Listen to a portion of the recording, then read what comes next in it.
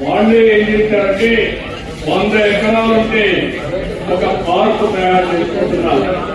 Park తయారు చేసి ఎవరు పరిధిలో పెట్టాలని వాళ్ళకి ఇస్తున్నారు.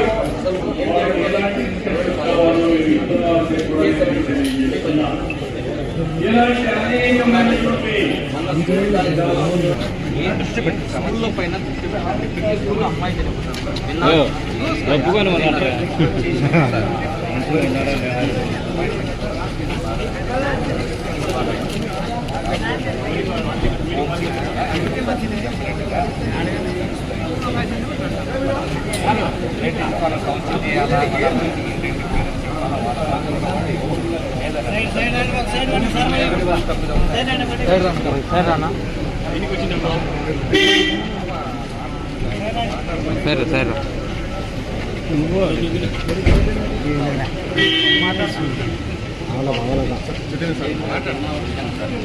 ఏమన్నారంటే ఇక్కడమ్మా లేదండి మాధవరెడ్డి గారు మాట్లాడారు.